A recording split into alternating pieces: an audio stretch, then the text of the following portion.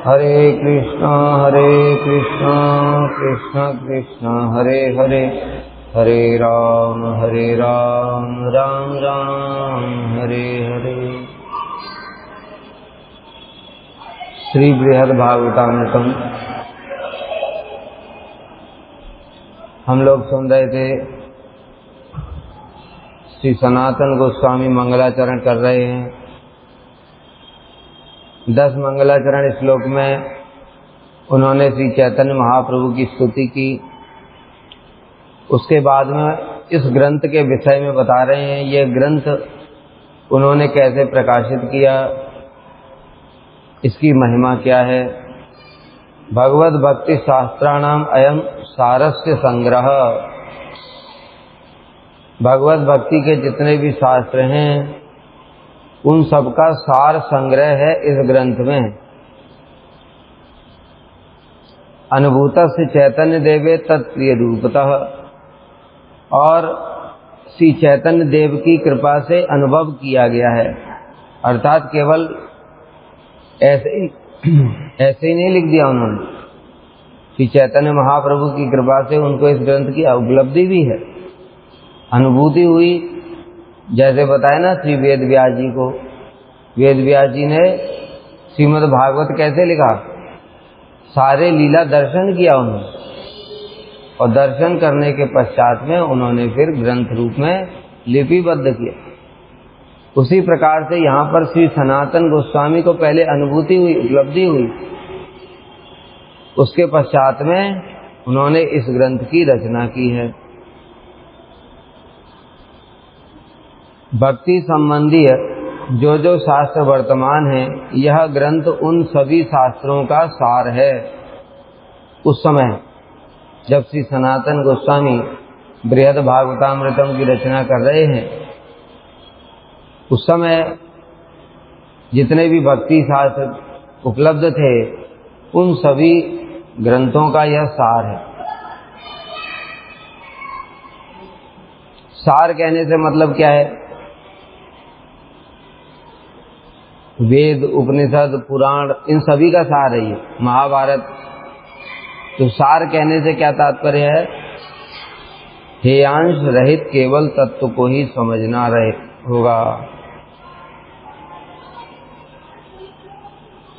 हेयांश रहित, हेयांश रहित का मतलब क्या होता है? हेय अंश। जैसे हम लोग आम खाते हैं, आम खाते हैं तो उसमें से हम लोग छिलका तो खाते नहीं है, और गुठली वो भी नहीं खाते। तो छिलका और गुठली दोनों क्या है? हेय अंश, जिनको हमको त्याग करना ही पड़ता है। उसी प्रकार से कोई भी फल खाते हैं उसमें हेय अंश रहता है, छिलका रहेगा अथवा गुठली रहेगी, है ना। उसी प्रकार से जो भक्ति शास्त्र भी हैं जिनमें भक्ति के विषय में वर्णन किया गया है, उसमें हेय क्या होता है? हेय मतलब त्याज्य। त्याज्य क्या होता है? कर्म, ज्ञान और योग, ये सब भक्तों के लिए संपूर्ण रूप में त्याज्य। कोई भी ग्रंथ हैं जो वेद व्यास जी ने लिखे भी हैं, उनमें कर्म परक भी हैं, ज्ञान परक भी हैं, भक्ति परक भी हैं। गीता में ही देखो, यहाँ तक गीता में कोई हेय अंश नहीं है, किंतु फिर भी उसमें कर्म की भी बात भगवान कहते हैं। कर्म योग, ज्ञान योग, अष्टांग योग। उसी प्रकार से अनेक अनेक जो ग्रंथ हैं उनमें भक्ति की भी बातें बताई गई हैं, किंतु उसमें फिर कर्म ज्ञान योग की भी बातें बताई गई। जैसे हम लोग सुनते हैं कि एकादशी का महात्म्य, ये पद्म पुराण में ही दिया गया है। तो पद्म पुराण में एकादशी का महात्म्य देने पर भी उसमें क्या बताया गया? एकादशी करने से मोक्ष मिल जाता है, एकादशी करने से पुत्र मिल जाता है, एकादशी करने से कामनाएं पूर्ति हो जाती है। अब तो एकादशी तो भक्ति है, भक्ति जननी है। भक्ति जननी माधव तिथि यतने पालन करी। तो फिर इसमें क्या है? ये जो बातें कह रही है, क्या ये है? हमारे भक्तों के लिए ये सब त्याज्य है। हमको एकादशी से कोई फल की आवश्यकता नहीं है। इसी प्रकार से श्रीमद् भागवतम, श्रीमद् भागवत में कोई हेय अंश नहीं है, किंतु फिर भी जो श्रीमद् भागवत का जो महात्म्य है दो जगह पर दिया है, एक पद्म पुराण में दिया है, एक स्कंद पुराण में दिया है। वो महात्म्य क्या वर्णन किया गया है? श्रीमद् भागवत का जो पाठ करता है, जैसे भूत की मुक्ति, धुंधकारी की भूत की मुक्ति हो जाती है। अच्छा, भागवतम क्या भूत की मुक्ति के लिए? सारी कामनाएं पूर्ण हो जाती हैं। भागवत किसी कामना की पूर्ति के लिए भी नहीं। श्रीमद् भागवत क्या है? परमो निर्मत्सराणाम सताम, परम निर्मत्सर साधुओं के लिए है ये। वेद्यम वास्तवम अस्त्र वस्तु, इसके द्वारा वास्तव वस्तु कृष्ण को जाना जाता है। शिवदम तापत्रयोन्मूलनम, परम कल्याण को प्रदान करने वाला। परम कल्याण क्या है? भक्ति। सर्वोत्तम कल्याण का उपाय क्या है? भक्ति। उस भक्ति को यह प्रदान करता है। इसलिए श्री चैतन्य महाप्रभु ने क्या बताया? श्रीमद् भागवतम प्रमाणम अमलम प्रेमा पुमर्तो महान, श्री चैतन्य महाप्रभु और मतमिदम। श्रीमद् भागवत ही अमल पुराण है। अमल मतलब अमल, मल माने क्या? त्याज्य। इस श्रीमद् भागवत का कोई भी अंश त्याज्य नहीं है। भगवान की महिमा बताने के लिए सृष्टि इत्यादि उपक्रम का वर्णन किया गया है। उसमें सृष्टि, बहुत से लोग सोच सकते हैं तो सृष्टि हुई, महत्त्व हुआ, उसे अहंकार हुआ, सात्विक राजसिक तामसिक अहंकार, इसकी क्या जरूरत है? कहते ये भगवान की महिमा दिखाने के लिए, भगवान कैसे सृष्टि करते हैं, इसलिए भगवान के अन्य अन्य अवतारों का वर्णन हुआ है 9 स्कंदों में, और 10वें स्कंद में श्रीमद् भागवत कृष्ण की लीलाओं का वर्णन। तो यहाँ सार संग्रह से करने से क्या मतलब होगा? वही कि अन्य अन्य शास्त्रों में जो कर्म ज्ञान योग इत्यादि की बातें कही गई थी, वो सब बातें भी यहाँ पर नहीं है, केवल मात्र शुद्ध भक्ति की बात ही है। दूसरा एक बात और भी है, सार संग्रह मतलब मैंने ये कुछ नया नहीं लिखा है, सारे शास्त्रों का सार संग्रह किया है। इससे एक और बात समझ में आती है कि जो श्री सनातन गोस्वामी हैं, उनके मन में यह अभिमान भी नहीं है कि मैंने ये ग्रंथ लिखा। यद्यपि श्री सनातन गोस्वामी के मन में तो कभी अभिमान नहीं आ सकता, ठीक है, किंतु फिर भी शिक्षा देने के लिए जगत को ये बात कही जा रही है कि हम कुछ भी अगर करते हैं तो वह सब कुछ गुरु के चरणों में अर्पण कर देना है। जैसे हमारे श्रील गुरुदेव हैं, उनको युगाचार्य की उपाधि प्राप्त हुई, तो उन्होंने वो हम अपने पूरे गुरु परंपरा के चरणों में समर्पित कर दिया, यह कहते हुए मैं तो इसके योग्य नहीं हूँ, किंतु फिर भी जो मुझे गुरु वैष्णवों की कृपा से प्राप्त हुआ है तो इसको मैं अपने गुरु परंपरा के चरणों में समर्पित करता हूँ। जितने उन्होंने 60 से अधिक ग्रंथ लिखे, सब इसी बात का वर्णन है कि मेरे गुरु जी की अहित की कृपा से यह ग्रंथ प्रकाशित हुआ। तो उससे क्या होता है?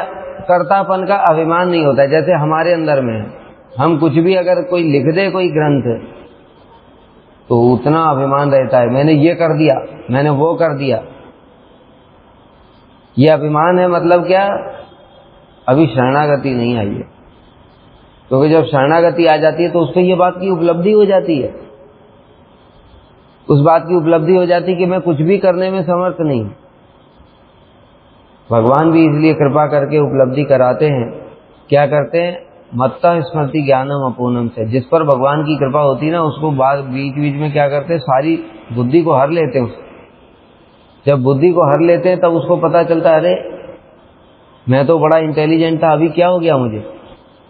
फिर भगवान उसको फिर स्मृति दे देते हैं, तब उसको समझ में आता है, नहीं नहीं, ये मेरी इच्छा से नहीं हो रहा था, मेरी बुद्धि नहीं थी, ये भगवान ने कृपा करके बुद्धि दिया है, इसलिए मैं ये सब शास्त्र समझ पा रहा हूँ।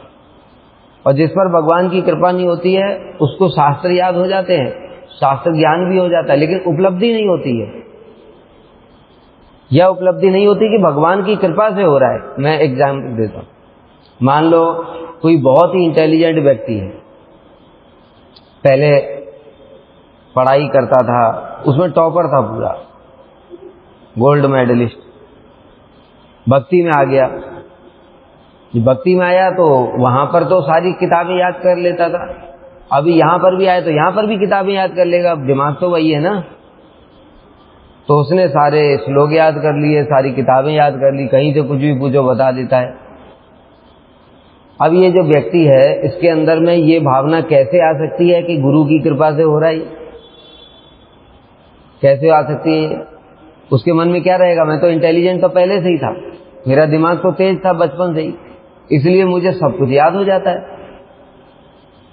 अब ये जो वैष्णव शिष्टाचार के अनुसार वो ये बात वैष्णवों से सुना है कि सब गुरु जी के चरणों में अर्पण कर देना चाहिए, तो बोलेगा वो गुरु जी की कृपा से मैं ये सब कथाएं बोल रहा हूं, लेकिन वास्तव में भीतर से अनुभूति नहीं है।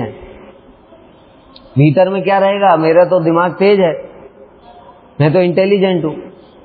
अभी इस व्यक्ति को अनुभूति नहीं है, इसलिए इसकी कथाओं में वो शक्ति भी नहीं रहेगी। लेकिन जिसको गुरु जी की कृपा की उपलब्धि होगी, वो उपलब्धि ऐसे ही कराते हैं भगवान और गुरु जी भी। क्या करते हैं, बीच बीच में सब भुला देते हैं। जब भूल जाता है तब उसको यार समझ में आता है, अरे मेरी बुद्धि तो कुछ भी नहीं है, मैं तो मूर्ख ही हूं, कुछ भी भूल जाता हूं। फिर उसके बाद में फिर याद दिला देते, तब उसको याद समझ में आता है, अरे गुरु जी ने कृपा करके ये प्रकाशित किया, नहीं तो हमको क्या, हम तो भूल गए थे सब कुछ। तो इस प्रकार से गुरु और भगवान की कृपा होती है, तब किसी किसी को ही उपलब्धि होती है। कथावाचकों में भी किसी किसी को भी उपलब्धि होती है, बाकी सब बोलते हैं, है ना। उस समय कथा आती ना, एक भक्ति विचार यार गोसाई महाराज जी, उनके समय में एक नया सन्यासी था, उस नए सन्यासी ने बड़ी सुंदर कथा बोली, तो सभी लोग उसकी बड़ी प्रशंसा करने लगे। श्री भक्ति विचार यार गोसाई महाराज जी बोले, करे इसको पहले जीने तो दो, भक्ति जगत में इसको दिन ही कितने हुए हैं, कुछ दिन हुए हैं, अभी इसलिए जो बातें बोल रहा है, बड़ा सुंदर श्लोक बोल रहा है, बड़ा सिद्धांत बोल रहा है, इसकी उसको उपलब्धि भी है, कुछ आचरण भी करता है उसके अनुसार कि नहीं। तो इस प्रकार से उन्होंने बोला। फिर कुछ सालों के बाद में पता चला वो जो सन्यासी था वो हरिद्वार में है और स्त्रियों के साथ में मेल जोल हो रहा है उसका, वैष्णव अपराध करने के कारण उसका पतन हो। क्यों? क्योंकि यही है, बुद्धि से तो ज्ञान आ गया लेकिन विज्ञान आया नहीं। विज्ञान आता है कृपा से, ये जो भक्ति जगत का विज्ञान है वो कृपा से आता है। तो कृपा से विज्ञान आया नहीं, विज्ञान नहीं आया तो फिर वो जो है ज्ञान, वो अहंकार उत्पन्न कर देगा। इसी से हम लोग पता चला लेते हैं किसको ज्ञान है किसको विज्ञान है। जिसको विज्ञान होगा उसकी दीनता बढ़ती जाएगी और जिसको ज्ञान है उसका अहंकार बढ़ता जाएगा। उसी से पता चल जाता है। बताया ना कि जो साधु होते हैं वो तो नब्ज देखने की भी जरूरत नहीं है, वो तो दूर से देखकर ही पहचान लेते हैं क्या हो रहा है, कितनी भक्ति आ रही है अंदर में, कितनी नहीं आ रही है, केवल भीतर से खोखला है, सब जानते हैं वो, क्योंकि लक्षणों से प्रकाशित हो जाता है। जैसे किसी को रोग हो गया तो डॉक्टर देखता जीभ दिखाओ, जीभ दिखाया, लक्षण से देख लेता है वो, अरे जीभ तो पूरा कलर चेंज हो गया है, बीमार है। ऐसे ही साधु भी देख लेता है, दूर से कलर चेंज हो गया है, पहले तो सीधा सरल था, इतना ज्ञान आकर के अभी तो किसी को कुछ समझता ही नहीं है, कलर चेंज हो गया। मतलब ज्ञान ही ज्ञान है, कब डूब जाएगा पता नहीं। लेकिन जिसको विज्ञान होता है वो धीरे धीरे वैष्णवों का जितना सम्मान पहले करता था उससे डबल करेगा, सेवा जितनी करता था उससे डबल करेगा, सारी भक्ति की चीजें उससे बढ़ जाएंगी। तो उसको भी देख लेते कि हाँ ठीक है, ये विज्ञान हो रहा है। इसलिए यहाँ पर सार संग्रह कहने से श्री सनातन गोस्वामी ये भी कह रहे हैं कि मेरा इसमें कोई भी अहंकार नहीं है, अर्थात मैंने अपनी बुद्धि से एक ग्रंथ नहीं लिखा, सार संग्रह किया है। जितने जितने भक्ति के शास्त्र हैं उनमें जो जो भक्ति की बातें बताई हैं उन सबको संग्रह करके यहाँ प्रसंग रूप से वर्णन किया। ये बात, इससे अपना अभिमान ही नहीं है। जैसे हम लोग कुछ नोट्स बनाते हैं, ठीक है, और नोट्स बनाया और उसमें हमने कहा कि गुरु जी की ये कथा में हमने ये सुना, ये कथा में ये सुना, प्रभु जी से ये सुना, तो जो भी हमने नोट्स बनाया उसमें हमारा कुछ है ही नहीं। जब हमारा कुछ है ही नहीं तो फिर अहंकार कैसे होगा? अहंकार आता कब है? मैंने ये किया। जब हमने कह रहे हैं कि हमने तो यहां से लिया, वहां से लिया, यहां से लिया, तो उसमें अहंकार की कोई बात ही नहीं, हमारा कुछ भी नहीं है। और दूसरी बात, अहंकार नहीं है, दूसरा ग्रंथ की प्रामाणिकता भी सिद्ध हुई है। मतलब जितने भक्ति के शास्त्र हैं वो प्रामाणिक हैं, उन प्रामाणिक ग्रंथों में से कुछ कुछ लिया गया है, तो वो ये ग्रंथ भी प्रामाणिक है। जब अपने मन से लिखा ही नहीं है, प्रामाणिक वस्तुओं से लिया गया है। जैसे हम लोग कोई भागवत का श्लोक बोलते हैं, कुछ कथा बोलते समय भागवत का श्लोक बोलते हैं, तो वो श्लोक प्रामाणिक है। क्यों? श्रीमद् भागवत का है। गीता का श्लोक बोलते हैं, प्रामाणिक है क्योंकि भगवान की वाणी है, इसलिए उसमें कुछ और बोलने की जरूरत ही नहीं, प्रामाणिकता की कोई आवश्यकता ही नहीं। इस ग्रंथ का संग्रह किस प्रकार से किया गया, अब उसके विषय में बता रहे हैं। किसी स्थान पर मूल ग्रंथ का पद्य, जैसे मान लो कि कुछ पद्म पुराण से लिया गया, तो पद्म पुराण से उन्होंने एज इट इज कोट कर दिया कि ये पद्म पुराण में ऐसा बोला गया। किसी स्थान पर पद्य अंश, पद्य अंश किसको कहते हैं? पद्य अंश का मतलब होता है, जैसे कोई श्लोक है उसका केवल एक ही अंश लिया, परम गुरुदेव का ये वैशिष्ट्य था, वो पूरा श्लोक नहीं बोलते थे, वो प्रसंग चल रहा है, प्रसंग के अनुसार जितनी जरूरत है उतना ही बोलेंगे। जैसे मान लो मैं बोल रहा हूं कि कृष्ण भक्ति के ही वशीभूत हैं, तो मैं बोलूंगा भक्ति वशः पुरुषो, बस हो गया, पूरा श्लोक नहीं बोला। भक्ति रेवेनम नयति, भक्ति रेवेनम दर्शयति, भक्ति वशः पुरुषो, भक्ति रे भूयसी। तो जहां प्रसंग आया कि भगवान भक्ति के ही वशीभूत हैं, तो वहां पर मैंने क्या बोल दिया? भक्ति वशः पुरुषो, ये पद्यांश। तो कहीं कहीं पर श्री सनातन गोस्वामी ने ऐसा करके पद्य का अंश ही दिया है। किसी स्थान पर उनके अर्थ आदि को संग्रह कर प्रस्तुत पद्य ग्रंथ ग्रथित हुआ है, और किसी किसी स्थान पर उनके केवल अर्थ को ही दे दिया है, जो भक्ति शास्त्र हैं उनके। इस प्रकार से भक्ति शास्त्रों का संकलन किया है। यदि कहो कि अनेक भक्ति शास्त्रों का एक ही स्थान पर समावेश नितांत दुर्घट है, विशेषतः उन भक्ति ग्रंथों की दुर्लभता के कारण तथा तत्व के दुर्गेय होने के कारण उनका सार संग्रह किस प्रकार से संभव है। बड़ी सुंदर बात होता है। कह रहे हैं कि भक्ति के शास्त्र तो बहुत सारे हैं, जैसे अभी बताया पद्म पुराण में भी भगवान की लीलाएं, स्कंद पुराण में जगन्नाथ जी की सारी लीला स्कंद पुराण में, ठीक है, और भी कुछ गर्ग संहिता में लीलाएं हैं, कुछ ब्रह्म वैवर्त पुराण में राधा जी की बड़ी महिमा है, बड़ा सुंदर सुंदर उसमें तो राधा जी की महिमा सूचक श्लोक बताए। इस प्रकार से अलग अलग शास्त्रों में अलग अलग चीजें दी हैं, तो उनका एक साथ सार कैसे कोई संकलन कर सकता है? तो बड़ा मुश्किल काम है। समझ में आया? कुछ चीजें कहीं दी हैं, कुछ चीजें कहीं दी हैं, उन सबको याद करना, फिर इकट्ठा करना, फिर प्रसंग के अनुसार जोड़ना, ये तो बड़ा मुश्किल काम है। तो ये कैसे संभव हो गया? उसके उत्तर में कह रहे हैं अनुभूतः। यहाँ जो श्लोक में मूल श्लोक में बताया था, बड़ी मुख्य बात है, वो क्या? अनुभूतस्य चैतन्य देवे। मेरे लिए संभव नहीं है, लेकिन श्री चैतन्य महाप्रभु की कृपा से अनुभव हुआ है ये। और जब अनुभव होता है तो शास्त्र प्रकाशित होते हैं, तो जहां जहां पर भी जो जो चीजें हैं वो सब अपने आप प्रकाशित हो जाए। कहां पर क्या लेना? जैसे किसी ने अभी गुरु जी की अगर कथा सुनी होगी, कभी कभी सुना करो गुरु जी की कथा, उसमें गुरु जी कुछ कथा बोल रहे हैं और कथा बोलते बोलते ऐसा ऐसा उदाहरण देते हैं, तो कोई वो उदाहरण कहीं पर ही, आज मैं एक कथा सुन रहा था, उसमें गुरु जी ने बड़ा सुंदर उदाहरण विक्रम बेताल का उदाहरण दिया।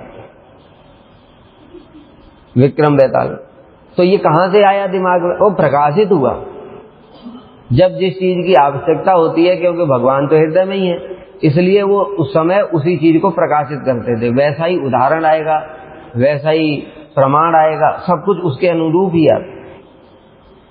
और जब प्रकाशित नहीं होता है तो बुद्धि से सोचना पड़ता है, अच्छा ये बात बोलूंगा आज मैं, ये श्लोक, इसका और क्या क्या कहाँ कहाँ से बोलूं, फिर इधर से ढूंढता है, उधर से ढूंढता है, 4 लोगों से पूछता है।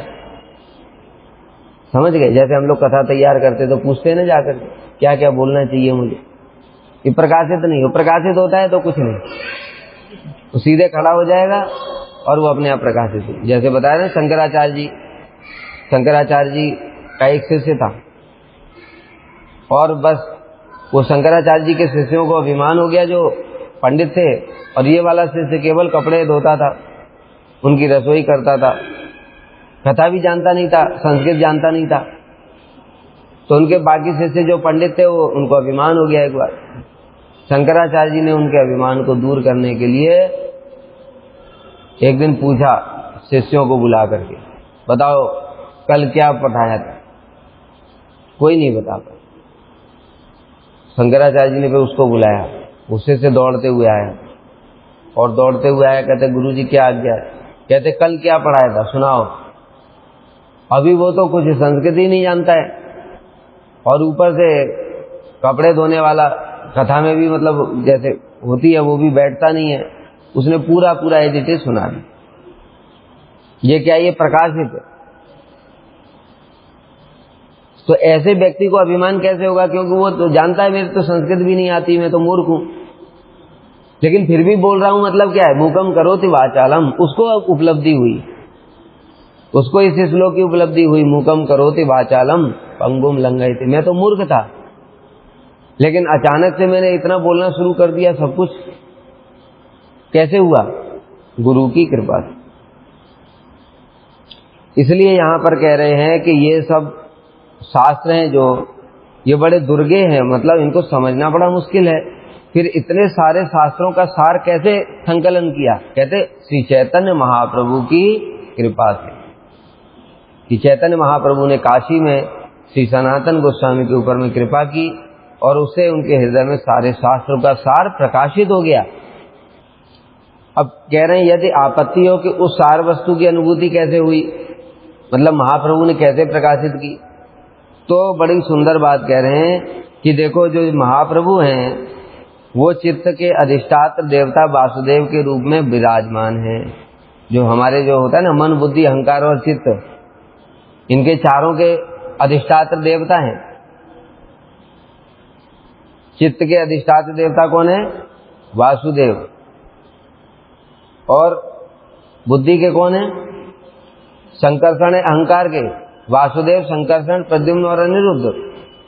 ठीक है, तो जो संकर्षण है वो अहंकार के देवता है, चित्त के अधिष्ठात्र देवता वासुदेव है, बुद्धि के प्रद्युम्न और अनिरुद्ध मन के।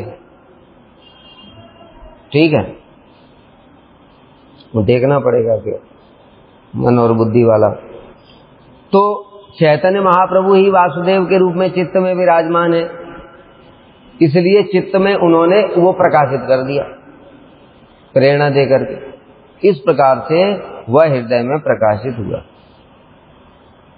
अर्थात श्री चैतन्य देव के प्रियतम रूप त्रिभंग सुंदर वेणुवादन परायण श्री नंद किशोर के ध्यान आदि रूप सेवन से यह अनुभूत हुआ है। क्या मतलब है? श्री चैतन्य देव के प्रियतम रूप त्रिभंग सुंदर वेणुवादन परायण श्री नंद किशोर के ध्यान आदि रूप से, मतलब उन्होंने सनातन गोस्वामी कह रहे हैं कि जो कृष्ण महाप्रभु हैं वही श्री नंदन है। उन नंदन के ध्यान आदि से, सेवन से, यानी क्या करते हैं वो महामंत्र का जप करते हैं नंदन का, उसके बाद में उनका ध्यान करते हैं, उनके धाम की परिक्रमा करते हैं, धाम में वास करते हैं, मदन मोहन जी की सेवा करते हैं। इस प्रकार से जो भक्ति के अंग हैं उनका पालन करने से हृदय में वो चीज प्रकाशित हो गई। मतलब हमारे हृदय में भी भक्ति के अंगों का पालन करते करते धीरे धीरे ये सारे शास्त्र प्रकाशित होंगे, ये कहना चाहते। इसका कारण है कि सभी के अंतर्यामी तथा निरुपाधिक सहज कृपा करने वाले भगवान श्री कृष्ण के प्रसाद अर्थात कृपा से सभी के चित्त में ऐसा भक्ति तत्व स्वयं ही प्रस्फुटित होता है। क्या बता रहे हैं? कृष्ण सबके अंतर्यामी हैं। किस रूप में बताया? एक तो परमात्मा स्वरूप में तो विराजमान ही है, दूसरा वासुदेव रूप में चित्त के भी अधिष्ठात्र देवता हैं। तो उनकी कृपा से सभी के चित्त में ऐसा भक्ति तत्व स्वयं ही स्फुरित होता है। और चित्त में ही क्यों स्फुरित होता है? मन बुद्धि अहंकार चित्त, चार चीजें होती है ना। तो चित्त तो जड़ है, फिर वो जड़ चित्त में भक्ति तत्व भक्ति चिन्मय है। जड़ चित्त में भक्ति चिन्मय भक्ति कैसे प्रकाशित हो जाती है? बताया था ना, चित्त वाले में दूसरा उदाहरण दिया था। ये था साधक की इंद्रियां तो जड़ हैं, भक्ति चिन्मय है, तो साधक की जड़ इंद्रियों में भक्ति कैसे प्रकाशित होती है, ये वो उदाहरण। तब वो घिसते घिसते होती। चित्त वाले में उदाहरण दिया था जड़ होने पर भी चिन्मय भक्ति कैसे आविर्भूत, भगवान की इच्छा से। उसमें एक उदाहरण दिया था कि देखो जीव है चिन्मय, जीव क्या है? चिन्मय वस्तु है, लेकिन माया जड़ है। लेकिन भगवान की इच्छा से माया फिर भी जीव को वशीभूत कर लेती है, पकड़ लेती है, भगवत इच्छा है। दूसरा उदाहरण दिया था, देवकी देवी कौन है? विशुद्ध सत्व, भगवान के माता पिता हैं। भगवान के माता पिता विशुद्ध सत्व होते हैं, उनके अंदर में जड़ कोई अंश का प्रवेश संभव ही नहीं है। भगवान जहां भी प्रकट होते विशुद्ध सत्व में प्रकट होते हैं। लेकिन देवकी के घर में फिर भी जो 6 मरीचि के जो पुत्र थे, 6 जो कंस के द्वारा मारे गए, वो पुत्र कहां से आ गए? कैसे संभव है? ये तो संभव ही नहीं है, लेकिन भगवत इच्छा से संभव। उसी प्रकार से यहां समझना पड़ेगा, भगवत इच्छा से चित्त जड़ होने पर भी भगवान की इच्छा से उसमें भक्ति देवी का आविर्भाव हो जाता है। और एक बात बताई थी कि बुद्धि में आविर्भाव नहीं होता है। इसका क्या प्रमाण है? बुद्धि में आविर्भाव नहीं होता है भक्ति देवी का। तो बताया था कि अगर बुद्धि में आविर्भाव होता तो जो बुद्धिमान है केवल वही भक्ति कर पाता। लेकिन हम लोग देखते हैं कई बार बुद्धिमान लोग, उनको बिल्कुल भक्ति नहीं है, और दूसरी ओर जो मूर्ख है एकदम, उसके भी भक्ति हो जाती। तो इसलिए कृष्ण की कृपा से सभी के चित्त में ऐसा भक्ति तत्व स्वयं ही स्फुरित होता है। स्वयं ही स्फुरित होता है मतलब क्या? भजन साधन करते करते जब चित्त शुद्ध हो जाता है, चेतो दर्पण मार्जनम, जब चित्त शुद्ध होता जाता है तो भक्ति प्रकाशित हो जाती है। ये कह रहे हैं स्वयं स्फुरित होने का मतलब। इसलिए भक्ति साधन के अधीन नहीं है, भक्ति साधन के अधीन नहीं। साधन किस लिए कर रहे हैं? साधन भक्ति का श्लोक क्या है? कृति साध्या भवे साध्य भावा स साधना विदा नित्य सिद्धस्य भाव से प्राकट्यम हृदय साध्यता। जो हम साधन कर रहे हैं उससे भक्ति प्रकाशित नहीं हो रही है, ऐसा समझ लिया तो सिद्धांत ही गलत हो गया। भक्ति स्वप्रकाशित नहीं रही, भक्ति स्वतंत्र है, स्वप्रकाशित है। तो फिर हम जो साधन कर रहे हैं उसी से प्रकाशित हो रही, इसका मतलब क्या है? श्री रूप गोस्वामी बता रहे कृति साध्या भवेत नित्य सिद्धस्य भाव से, मतलब इंद्रियों के द्वारा हम क्या कर रहे हैं? चित्त को मार्जन कर रहे हैं। और मार्जन करते करते जब पूरा चित्त निर्मल हो जाता है तो उसमें भक्ति नित्य सिद्धस्य भावस्य, भाव नित्य सिद्ध है, वो सिर्फ प्रकट हो जाता है। इसलिए उदाहरण दिया है, चेतो दर्पण मार्जनम, चित्त को दर्पण समझो। जो दर्पण है, अभी धूल आई, आंधी आई, उसके ऊपर में धूल जम गई, फिर धूल आई, फिर आंधी आई, धूल जम गई। ऐसे करते करते अगर सोचो 1,00,000 साल तक धूल और आंधी आती जाए और दर्पण को कभी साफ नहीं किया तो दर्पण की क्या स्थिति हो जाएगी? क्या स्थिति हो जाएगी? फिर उसको कितना भी घिसो तो भी वो साफ नहीं होगा, या साफ होने के लिए कितना समय लग जाएगा? बहुत समय लग जाएगा। उसी प्रकार से हमारा जो चित्त रूपी दर्पण है, इसके ऊपर धूल और गंदगी कब से जम रही है? अनंत काल से जम रही है। हम लोग कहते हैं ना प्रभु जी अनर्थ दूर नहीं हो रहे, 10 साल हो गया भजन करते हुए, अनर्थ कितने साल के हैं पता है? अरबों खरबों साल के अनर्थ हैं, और 10 साल में कैसे दूर हो जाएंगे? हो रहे हैं धीरे धीरे, धीरे धीरे हो रहे हैं। कैसे? बड़ा एक सुंदर उदाहरण है। एक समय एक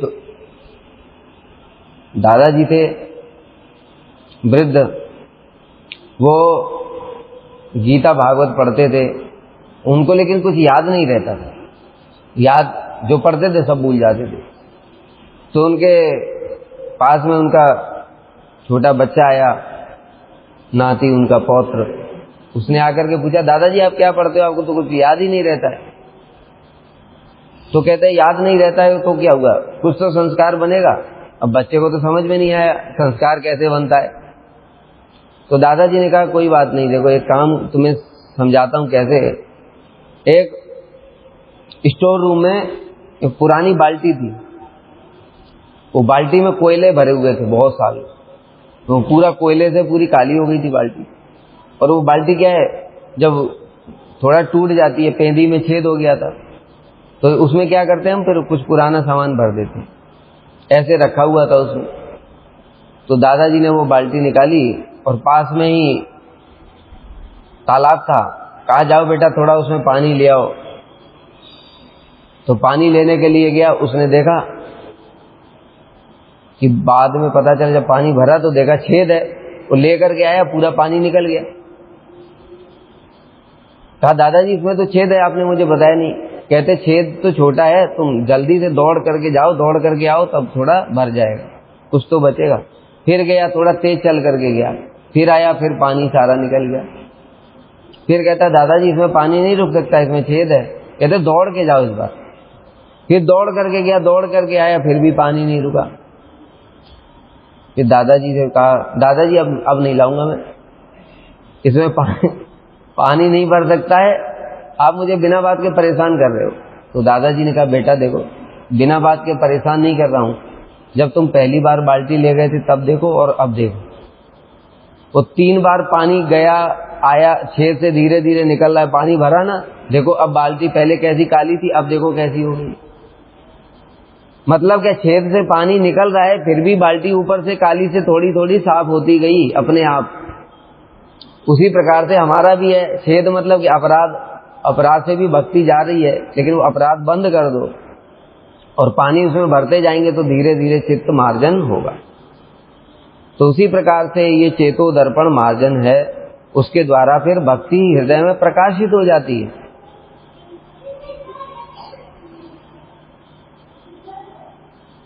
ऐसा भक्ति तत्व स्वयं स्फुरित होता है। अथवा श्री चैतन्य देव से अर्थात विख्यात श्री सचिनंदन के प्रिय रूप यति वेशधारी प्रकांड गौर मूर्ति श्री चैतन्य देव के विशेष अनुभव से ही अनुभूत हुआ है। क्या बता रहे हैं? यह जो ग्रंथ है श्री चैतन्य महाप्रभु ने कृपा करी और उनकी कृपा से ही फिर यह ग्रंथ श्री सनातन गोस्वामी को अनुभूत हुआ। अथवा श्री चैतन्य देव के प्रिय श्री रूप गोस्वामी नामक महाशय अर्थात उनकी कृपा से अनुभूत है। अब यहां पर सोच सकता है कोई चैतन्य महाप्रभु के जो प्रिय पात्र हैं श्री रूप गोस्वामी, वो तो सनातन गोस्वामी के छोटे भाई हैं, वो तो छोटे भाई हैं ना, तो उनकी कृपा से कैसे अनुभूत हुआ? और रूप गोस्वामी तो सनातन गोस्वामी को शिक्षा गुरु मानते हैं, फिर कैसे संभव है? कहते हैं इसलिए संभव है क्योंकि परमार्थ राज्य में कोई किसी का गुरु नहीं होता है। कभी कोई गुरु होता है, कभी कोई शिष्य होता है। देखो चित्त जगत में कैसा कैसा विचित्र चीजें होती है। कृष्ण एक बार मोर के पास में पहुंचे और मोर से उन्होंने नृत्य करना सीखा। अब मोर कौन हुआ फिर? जिससे हम कुछ सीखते हैं वो गुरु होता है, तो मोर ही गुरु है। राधा जी से कृष्ण प्रेम की शिक्षा लेते हैं, राधा जी प्रेम की गुरु हैं, लेकिन कृष्णम वंदे जगत गुरुम, कृष्ण सबके गुरु हैं। चित्त जगत में ऐसा ही होता है, कोई गुरु कोई शिष्य नहीं होता है। कभी कोई भी गुरु हो जाता है, कोई दूसरा शिष्य भी हो जाता है। उसी प्रकार से श्री रूप गोस्वामी को हम लोग देखते हैं श्री सनातन गोस्वामी उनके बड़े भाई हैं, शिक्षा गुरु भी हैं। जब श्री रूप गोस्वामी टेर कदम में भजन करते थे, उस समय श्री सनातन गोस्वामी उनसे मिलने के लिए आते थे।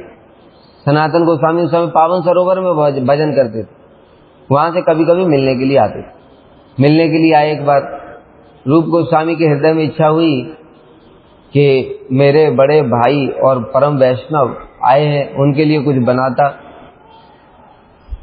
तो उधर चर्चा चलने लगी। उधर एक छोटी बच्ची आकर के कहती, बाबा बाबा मेरी माँ ने दूध भेजा है, लो खीर बना लो। अभी दोनों रूप और श्री सनातन दोनों तो हरि कथा में मग्न है, तो उन्होंने कहा लाली रख दो, थोड़ी देर में मैं ले लूंगा। फिर उन्होंने देखा कि अरे ये तो बहुत कथा में मग्न है, इसलिए वो उन्होंने खुद ही खीर बना दी। पर कहा बाबा मैंने खीर बना दी है, जब तुमको समय मिले तो पा लेना। चली गई। उसके बाद में जब उनकी चर्चा खत्म हुई, तब रूप गोस्वामी ने भोग लगाया, और भोग लगा करके फिर जो खीर दिया सनातन गोस्वामी, तो उनके शरीर में खीर ग्रहण करते ही तो अष्ट सात्विक विकार हो गए। सनातन गोस्वामी समझ गए तो साधारण खीर नहीं है, और उन्होंने तुरंत रूप गोस्वामी से पूछा, रूप तुमने मन में क्या सोचा? तो कहा प्रभु मैंने सोचा था कि मेरे बड़े भाई और वैष्णव आए हैं, अगर थोड़ी दूध होता तो मैं खीर बनाता। कहते तुम्हारी वजह से आज राधा जी को कष्ट हुआ, आगे से ऐसी इच्छा कभी नहीं करना।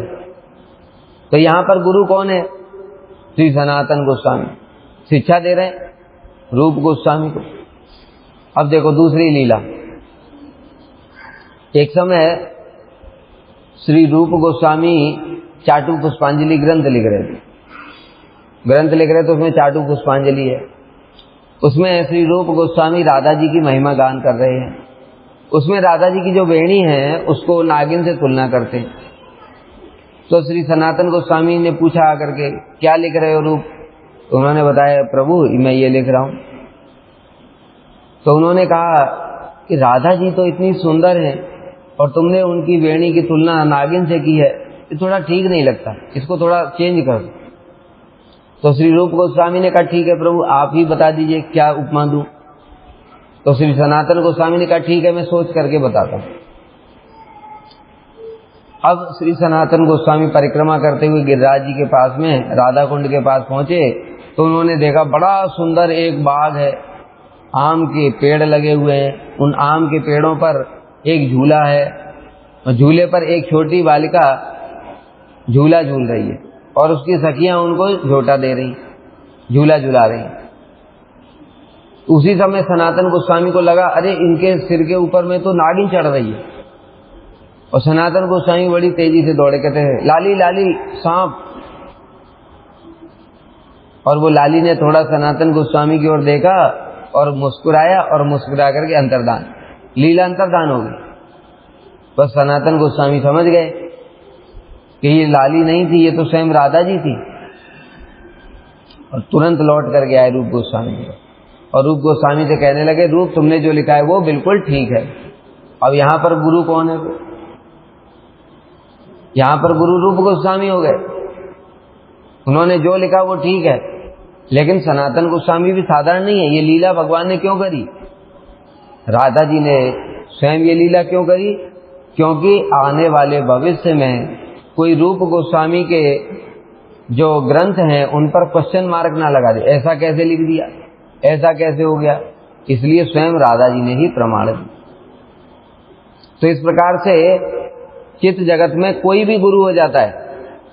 तो इसलिए यहाँ पर कह रहे हैं कि श्री सनातन गोस्वामी भी रूप गोस्वामी को शिक्षा गुरु मानते हैं, क्योंकि वो जानते हैं कि रूप गोस्वामी साधारण नहीं है, इनके ऊपर महाप्रभु की विशेष कृपा है, और महाप्रभु की कृपा के कारण इनके हृदय में ये सारे तत्व प्रकाशित हुए। इसलिए वो दोनों एक दूसरे को गुरु मानते हैं। यही चित्त जगत में ऐसा ही होता है।